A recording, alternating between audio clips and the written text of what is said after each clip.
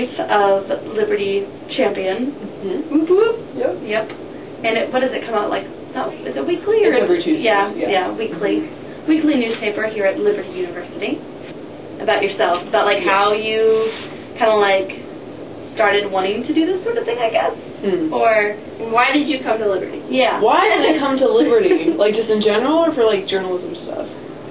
General, yeah, and like kind of like where you're from and. I'm from Washington State, so I am from over by California.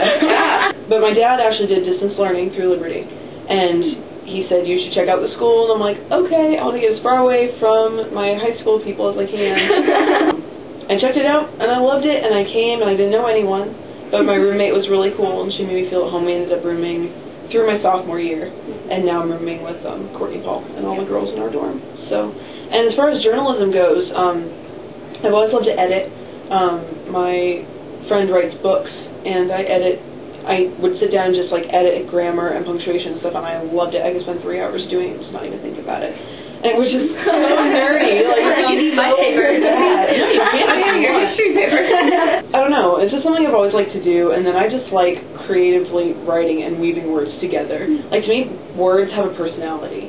Like, I use certain words to convey certain feelings, and I don't know, sometimes you get so familiar with words that you feel like they're your friends. And I know that sounds kind of retarded, but like, I don't know, that's how I look at words. Like, they're just not like black on white paper. Yeah. It's something that's alive and dynamic. So when did you exactly start working for the newspaper? The newspaper here, I started working last semester as assistant news.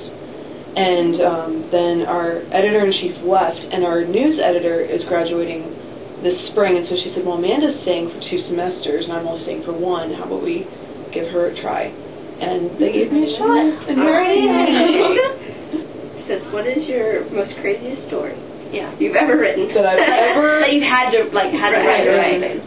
I actually just finished writing a story about Kevin Roos, the guy who wrote the book about Liberty, Unlikely Disciple, and I got to meet him. But when he came and visited a couple weekends ago, I got to sit down with him and talk to him, and then I wrote an article about the book and just how people reacted to it and stuff. That'll probably be my most interesting. Maybe not so much crazy, but just like interesting because it's so not Liberty stream. Did you work for like your high school's newspaper? I did the yearbook, actually. I was editor-in-chief of the yearbook. That's what I did journalistically in high school. So we didn't actually have a newspaper. What do you think the most impacting story or something that you like have written, like I guess influential or something or you felt, I guess. That I felt was my best? Yeah. I wrote a story about Mercy Me when they came, and I ended up getting to interview one of their people. And it's just really cool to see into the minds of a band member and how they influence people. Because Mercy Me has like the thoughtful, kind of sad songs. They always end up getting people's like life stories poured out to them all the time. And I was just like, well, how do you deal with that, you know? And I feel like how they opened up to me, I was able to help them open up to the readers and help readers just understand where band members come from. And it's not like a glamorous thing at all, you know. I actually had the chance to interview quite a few. Article 1, they came in concert with Need to Breathe, and I just interviewed Decipher Down. They're like a Christian metal hard rock band. Jonathan Falwell. What's a regular day at the paper for you? Well, it would be more like a regular week, because we give assignments to writers, and our writers come from the practicum, so anyone can sign up, but they're required to do 10 stories a semester, which is basically 1 story a week. So we hand out assignments on Monday, and then they have until Friday at 5 to turn them in. Then our copy editor takes them home over Saturday and starts going through them and fixing mistakes, and then the whole staff comes in on Sunday at 1 o'clock, and they go through first edits, put those in the computer, and then I look at second edits, and then I give them back to them, and they put all those edits in.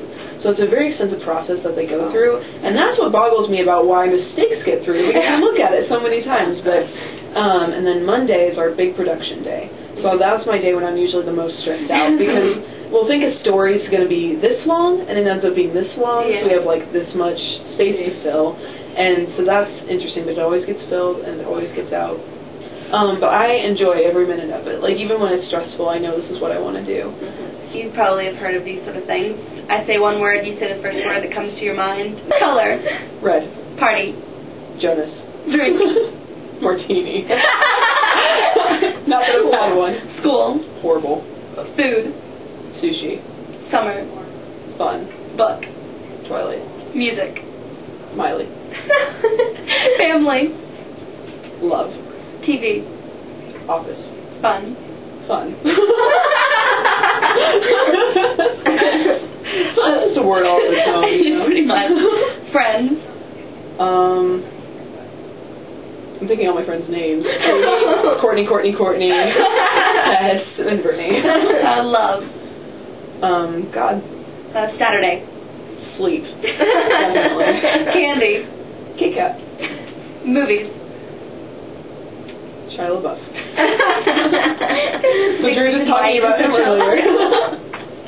All right, and last question. If you could describe yourself in one word, what would it be, and why? Oh, goodness. I would probably say protective, because I love my family and I love my friends, and that's the first thing that comes first to me, above work, above journalism, above anything. If anyone does anything to hurt my friends or my family, I'm very protective of them, and I always want to just be there for them and be very loyal, I guess. It's like I want to be there for them and just help them out and just, you know. So I just love my friends and my family. That is Amanda Baker for you. Yay!